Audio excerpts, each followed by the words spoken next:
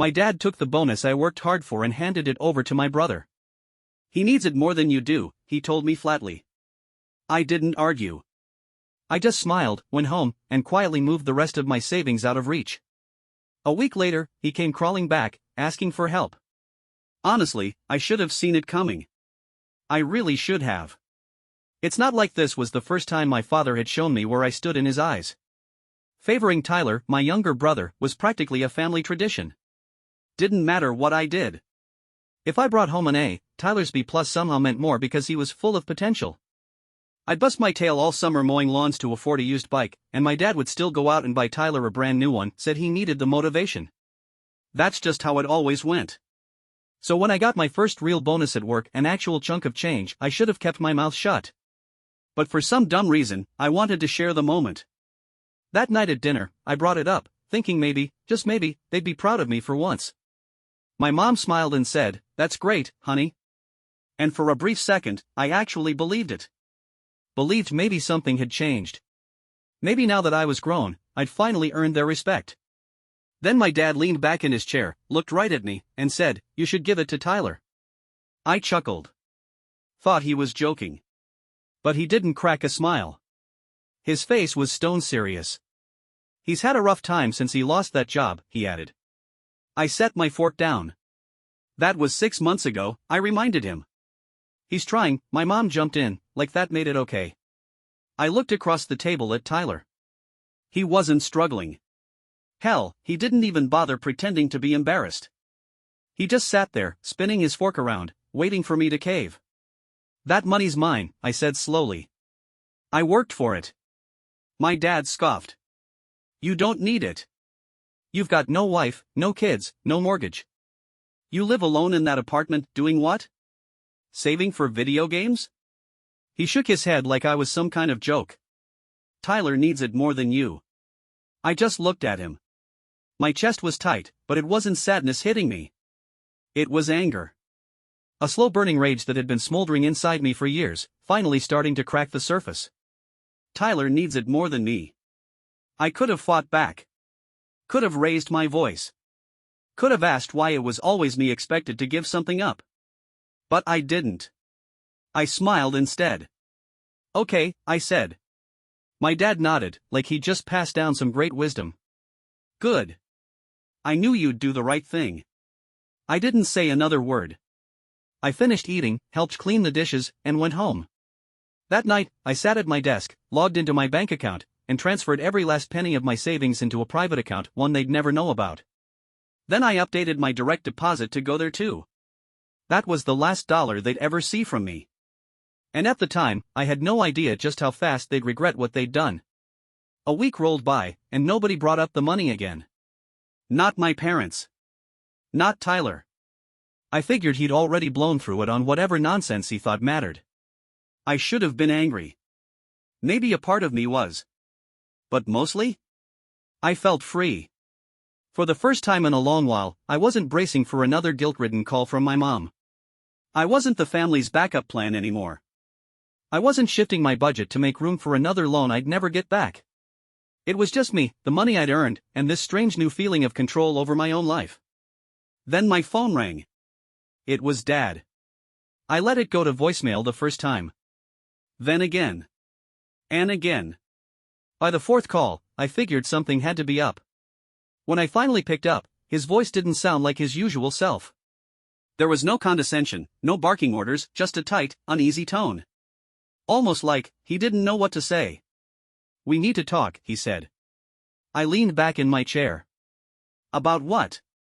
There was a pause long enough to make me feel like I already knew. Then, quieter this time, almost hesitant, "Can you come over?" A week ago, I would have jumped in my truck without even asking why. I'd have assumed someone was hurt or in trouble and come running. No hesitation. But now? Now I paused. "Is this about money?" I asked, keeping my voice flat. My dad let out one of those sharp, tight exhales, his signature move when he was annoyed but trying not to blow his lid. "Just come by." Then, softer. "Please. Please." That was new. And weird. Curious, and yeah, a little uneasy, I grabbed my keys and headed out. The moment I stepped into their house, I could feel it. The air was thick. Heavy. Like the whole place was bracing for a storm. Mom was perched on the edge of the couch, hands twisted together in her lap like she was holding onto something for dear life. Tyler was glued to his phone, pretending he had nothing to do with any of this. And Dad? He was by the kitchen counter, rubbing his temples like he'd been doing it for hours. Didn't even look up when I walked in. I shut the door behind me. All right. What's going on? Dad cleared his throat like it physically hurt to speak. Something happened. I raised an eyebrow. To who? Your brother, Mom cut in quickly, like she was trying to soften the blow. He made a mistake. I glanced at Tyler. He still hadn't looked up from his phone. What kind of mistake?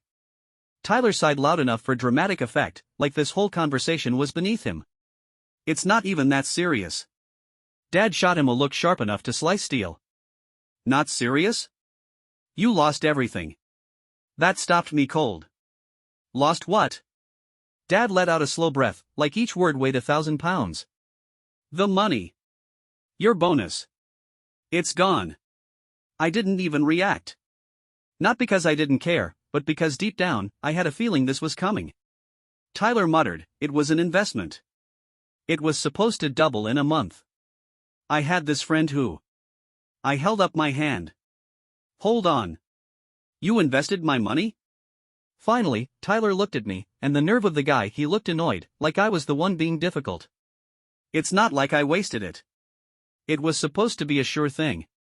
We just hit a bad streak. But if I had more to put in. I laughed. I couldn't help it. It slipped out. You want more? He narrowed his eyes.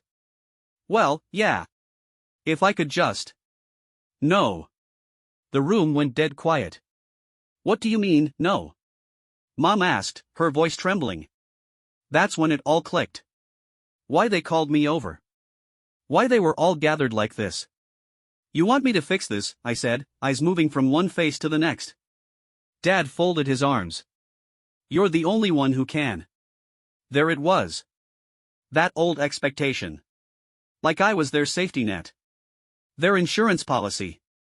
The reliable one who'd sweep in and clean up whatever mess Tyler made. But not this time. Something inside me snapped into place. A realization I should have come to years ago. To them, I was never family. I was a lifeline. A wallet. I took a breath, let it out, and shook my head. I'm not giving you another cent. Mom gasped like I just slapped her. But we need it. No, you don't. I looked directly at Tyler. He needs it. He's the one who screwed up. Let him fix it. Tyler scoffed. Are you serious? You're really gonna let me fail? I tilted my head, calm as I could be. You didn't think twice when it was my money on the line. Why should I think twice now? Dad stepped forward. You don't understand, we're in a bad spot. I met his gaze without flinching. You put yourselves in a bad spot. And then, silence. Real silence. Not the kind where everyone's waiting to talk, but the kind where everyone realizes the rules have changed. For once, I was the one in control, and they knew it. Dad clenched his jaw. Mom looked like she was about to cry. Tyler? He just rolled his eyes like none of this mattered. So that's it?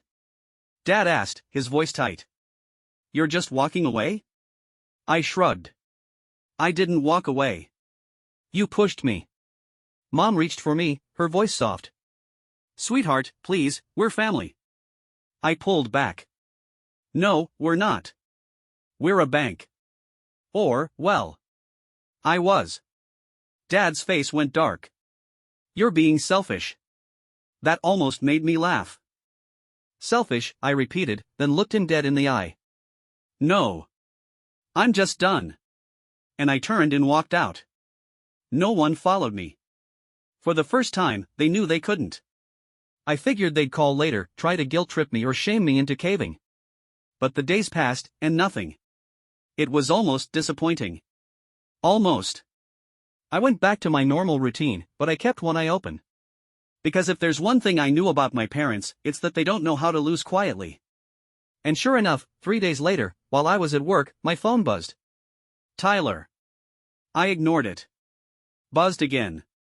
Then again. By the 5th time, I sighed and picked up. What? His voice was different this time, nervous, panicked. I messed up. I rubbed my eyes. Yeah, I got that part. No, it's worse, he said, words tumbling out. Dad, he took out a loan. To cover the money I lost. I froze. What kind of loan? He hesitated. A bad one. I closed my eyes, jaw tightening. Of course. Of course Dad wouldn't take the loss and move on. He doubled down. Just like Tyler. How much? I asked. Another pause. Then, barely above a whisper, 50. I nearly dropped my phone. $50,000? Tyler let out a shaky breath. Yeah. And? I think he borrowed it from the wrong people. That cold, sinking feeling hit my stomach like a rock. I knew exactly what that meant. This wasn't just about money anymore. This was about survival. I gripped the phone tighter. I leaned forward, keeping my voice calm but firm. See, I did some digging.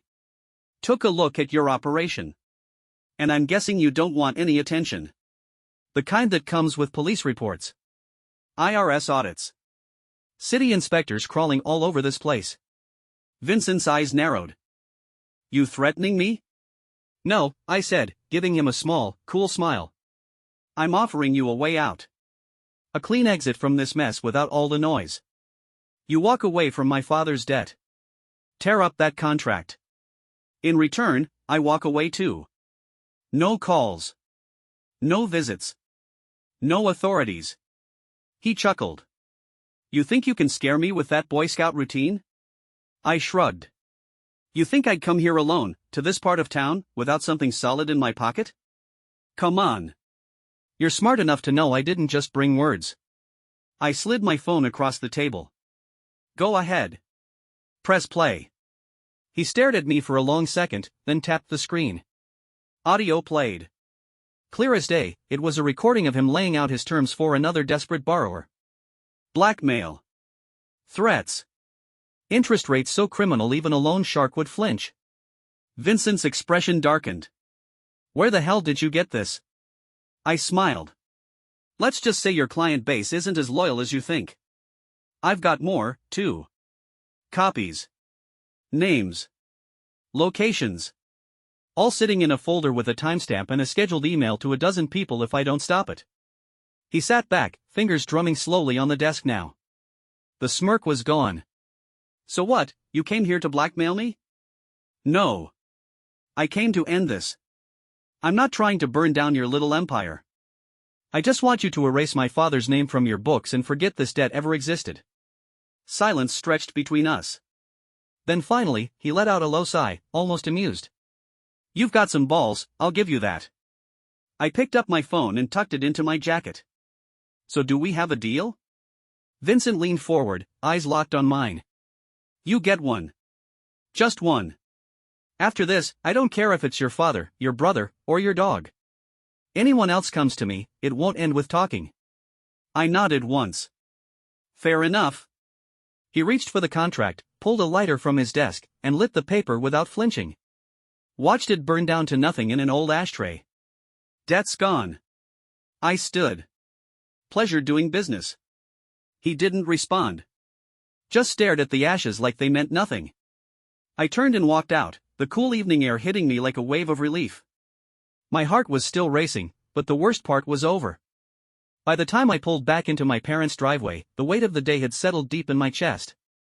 I stepped inside and held up my phone. It's done, I said flatly. My mom gasped, rushing toward me. You paid it? No, I said. I ended it. But don't ask me how. Just know that it's over and I'm done. My dad stood slowly from the table, like he didn't quite understand. Wait, what do you mean, done? I looked at each of them, one by one. It means this is the last time I clean up a mess you made. No more loans. No more bailouts.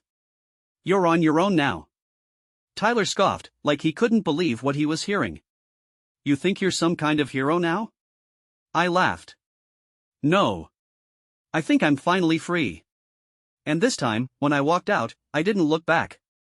They didn't stop me. Because now, they finally understood. I wasn't their safety net anymore. I was their wake-up call. I leaned forward, feeling the weight of this moment settle in. My father had made this deal out of desperation. And desperation? Desperate people make mistakes. But this contract? It wasn't just a bad deal, it was illegal. I could see Vincent's face remain stoic, but there was something in his eyes that told me I had struck a nerve. I kept my tone calm, not giving him the satisfaction of seeing me rattled. The interest rate alone violates federal lending laws. And the terms? They're designed to trap him. This is predatory lending, plain and simple. Vincent's fingers drummed lightly against the desk, his gaze narrowing as he sized me up. You're bluffing. I slid my phone out of my pocket and placed it face up on the desk. Am I? Because I just sent this contract to my lawyer before I walked in. That part wasn't true, but he didn't need to know that. The look on his face said it all, his smirk faded. You're lying. I didn't flinch. Maybe, maybe not. But here's the deal, I take this to the right people, lawyers, authorities, and your business? It gets a lot of unwanted attention. Vincent's eyes flickered for a moment, then he leaned forward, his voice barely above a whisper. And what exactly are you suggesting? I smiled. Simple. Erase the debt. He let out a sharp laugh, almost incredulous. You think I'm just going to walk away? I shrugged. I think you'll weigh your options. You can take the loss on my father's loan and keep your business running smoothly. Or, you can let me walk out of here and start making some very loud phone calls. There was a long, tense silence. Vincent stared at me, as if trying to figure out if I was serious. After a few moments, he exhaled slowly through his nose, his tone begrudging. You've got guts. I'll give you that. With a smirk, he grabbed a pen, scribbled something on the contract, and slid it back toward me. Take it and get out. I picked up the contract, folded it neatly, and slipped it into my pocket. Pleasure doing business. As I turned to leave, I heard Vincent's voice again. Your old man's lucky to have you cleaning up his messes. I stopped at the door, glancing over my shoulder. Not anymore. Then I walked out. I was finally free. But I didn't go straight home. Instead, I drove back to my parents' house, my hands steady on the wheel. My mind, usually clouded with anxiety and frustration, felt clearer than it had in years. This wasn't just about fixing my father's mistake. It was about ending the cycle. I was tired of being the one they leaned on, the one who always picked up the pieces. When I walked through the door, my mom jumped up from the couch, eyes wide with expectation. Did you get the money? Please, tell me you. I held up the contract, dropping it onto the coffee table. It's done. My dad snatched it up immediately, scanning the page. His jaw dropped. What? How? The debt's erased, I said flatly. Vincent won't be coming after you. For the first time all night, my father looked genuinely stunned. You paid him? I scoffed. No. I outmaneuvered him.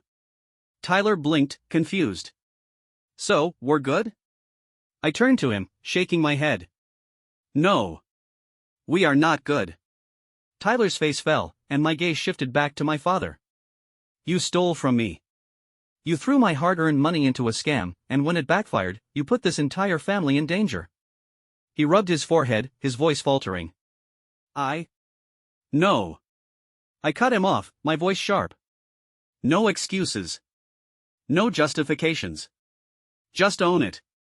The silence in the room was thick, suffocating. I turned to my mom. And you?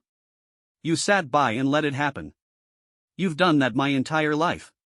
Tears welled in her eyes, but I didn't let them soften me. I've spent years being the one you all rely on, I continued, my voice steady, but I'm done. No more money. No more bailing you out. From now on, you stand on your own. Dad's face darkened, his voice rising with frustration. You can't just walk away from your family. I stared at him, unflinching. Watch me. I turned to head for the door, but then my mom called after me. Wait. We need you. I didn't stop. Because for the first time, I realized something: they didn't need me. And I didn't need them. Not anymore. I sat in my car for a long moment, gripping the steering wheel, letting the weight of it all settle in. I had done it. I had walked away not just from a bad situation, but from years of being used, overlooked, and undervalued. As I sat there, I wasn't sure exactly what I was feeling. Relief? Maybe. Closure? Not quite. But there was something else. Something quieter, but just as powerful. Certainty. For the first time in my life, I was certain of one thing: I owed them nothing. I glanced at my phone again. My mom's text still sat there, waiting. Please don't do this. We're still your family. I thought about everything that phrase had meant over the years, how it had been the excuse, the justification for everything they had done to me. The leash they had kept around me, making sure I never strayed too far, never questioned too much, never put myself first. But now? No. Family wasn't a reason to stay. It was the very reason I had to leave. Because real family doesn't take and take until there's nothing left. Real family doesn't steal from you. They don't manipulate you. They don't make you feel like you're never enough, always demanding more than you can give. I exhaled slowly, unlocked my phone, and typed a response. No. You were never my family. I was just your safety net. And I'm done. I hit send. Then, for good measure, I blocked her number. And my father's. And Tyler's. They wouldn't change. I knew that now. If I stayed, if I forgave them, it would only be a matter of time before they found another excuse, another way to reel me back in. Not anymore. I started the engine, pulling out of the driveway. I glanced at the house one last time in my rearview mirror. For years, this place had been a weight on my back, a constant reminder that no matter how much I achieved, I'd always be second best. That no matter how much I gave, it would never be enough. But as I turned onto the main road, something inside me shifted. The guilt? Gone. The obligation? Gone. The need for their approval? Gone. I didn't know exactly what came next, but for the first time in my life, it was my choice to make. And that? That was worth more than any amount of money. I was going to make it.